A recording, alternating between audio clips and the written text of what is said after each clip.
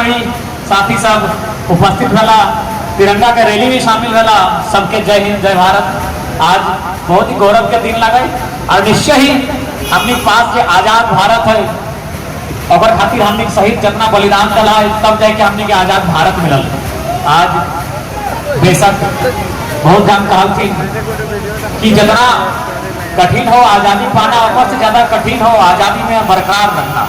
आज जितना हमने देश शहादत दे के आजादी मिला है और से कई गुना ज्यादा हमने के प्रत्येक दिन हमने के सेना के माध्यम से शहादत भई रहा है। तो आज नमन है तमाम वीर सब के नमन है एक पंक्ति के साथ कि सुख भरपूर गया मांग का सिंदूर गया, नन्हे नन्हे नौने हालों की चोटियां चिली गई, बाप की दवाई गई, भाई की पढ़ाई गई, छोटी छोटी बेटी की रोटियां चली गई। अरे आपके लिए तो एक सैनिक मरा है साहब, पर मेरे घर की तो रोटियां चली गई। तो आज बात अगर हम करें कि इस देश को आजाद कराने के लिए जितने लोगों ने शहादत दिया उससे कई ज्यादा हम लोग प्रत्येक दिन इस देश में शांति बना के रखने के लिए, इस देश को हिफाजत से रखने के लिए शहादत देते हैं।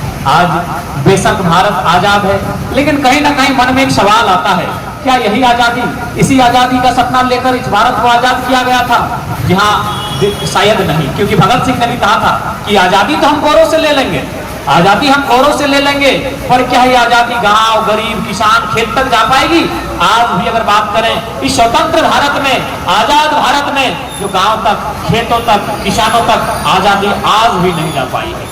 देश के महान संत विवेकानंद भी कहते थे कि यदि गांव का बच्चा शहर तक स्कूल तक कॉलेज तक नहीं जा पाता है तो गांव तक स्कूल और कॉलेज कराकर किसान के बेटे को शिक्षित करना चाहिए। आज बेशक मैं स्पष्ट कहना चाहूंगा, ये तिरंगा यात्रा जो निकाली गई है ये हम लोग सरकार से प्रेरित होकर नहीं निकाले हैं, ये हमारी भावना है।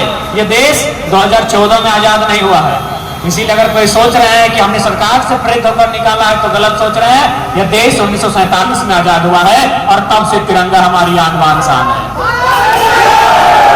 इसीलिए अगर ये केंद्र सरकार सोच रही है, ठीक है, उसका ये मोनोपोली हो सकता है, लेकिन ये तिरंगा देश के आम व्यक्ति का है। आप सरकार में हैं, आप शिक्षा की बात कीजिए, आप रोजगार की बात कीजिए, अरे आप तो भोजन में जीएसटी लगा दिए, आप वहां बात कीजिए। तो तिरंगा हमारा है, तिरंगा आपकी बपोती नहीं है। 2014 में जो केंद्र सरकार कहती है ना 2014 में जो बनी है, उस दिन भारत आजाद नहीं हुआ है। इसलिए मैं स्पष्ट कहना चाहूंगा, ये आम व्यक्ति का है तिरंगा, किसी सरकार का नहीं है। ये 47 से तिरंगा हमारी आन बान और शान और हमारे गौरव का प्रतीक है, ये हमारा भावना है, इसलिए ये आम व्यक्ति का है। सरकार का काम है एजुकेशन, सरकार का काम है एम्प्लॉयमेंट, सरकार का काम है देश की उन्नति करना, सरकार का काम है आज जो बदहाली है उसे सुरक्षित करना, तिरंगा को हिफाजत रखना। ये आम व्यक्ति, आम इस देश के आम युवा का कर्तव्य बनता है। इसलिए आज झारखंड में भी एक युद्ध छिड़ा है और इस देश में भी कहीं ना कहीं आने वाला दिन एक क्रांति, एक उलगुलान का सामना करना होगा। इसके लिए युवाओं को तैयार रहना होगा, आज युवा पीढ़ी को तैयार रहना होगा, क्योंकि आने वाला समय हमें निश्चय ही, अगर भारत को स्वतंत्र देखना चाहते हैं तो हमें फिर से भगत सिंह आजाद बनकर सामने आना होगा। आज परिस्थिति है, आज इस देश को, आज देश के हुक्मरान चंद मुट्ठी भर लोगों का देश बनाना चाहते हैं। उदाहरण के लिए आप देख सकते हैं, एक उद्योगपति है माननीय जो 105 रैंक में थे, आज चौथे रैंक में आ गए हैं। नाम इसलिए नहीं लेंगे क्योंकि बहुत धन वाले लोग हैं, उनके पास सरकार है, वो कहना मुश्किल है। हम लोग बहुत छात्र हैं, हमारे साथ क्या हो गया कहना मुश्किल है। लेकिन आज आपको जानना होगा, आज आपको दिशा से भ्रमित नहीं होना होगा। आज वास्तव में अगर आप चाहते हैं राष्ट्र मेरा है तो राष्ट्र के बारे में आपको सोचना होगा। जब तक हम राष्ट्र के बारे में नहीं सोचेंगे तब तक इस राष्ट्र का उत्थान नहीं हो सकता। इसलिए राष्ट्र युवाओं के हाथों पर है। युवा जितने सशक्त होंगे, युवा जितने वैचारिक होंगे, युवा जिस तरह से जिस दिन भगत सिंह के राह पर निकलेंगे, ये राष्ट्र सुरक्षित होगा। क्योंकि बारिश का मौसम था और आपने भीगते भीगते इस रैली, इस यात्रा में शामिल हुए, इसलिए सभी का आभार करते हैं, अभिनंदन करते हैं। और बस इतना ही कहेंगे कि आज झारखंड में भी एक उलगुलान हुआ है। यह उलगुलान है झारखंड में झारखंडियों को हक अधिकार कैसे मिले। आज कहावत है ना कि हमर पानी हमर पसीना और बिजली जले तो शेख हसीना। देखना ये देखना बोर्डवा में की लिखा है, काला हीरा की धरती धनबाद में हार्दिक अभिनंदन है।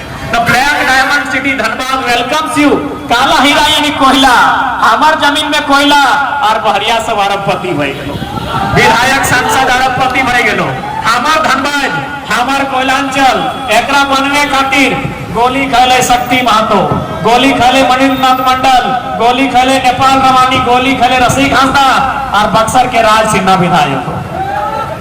आए रे हमार सोना झारखंड, आए रे हमार सोना झारखंड। तो सही खातिर युवा तोहनी के सोचे है तो आने वाला पीढ़ी के तय करे है तो झारखंड भी बनाना हो और भारत भी डाकते तो भारत के भी हमने के सहयोग करना है। और भारत अगर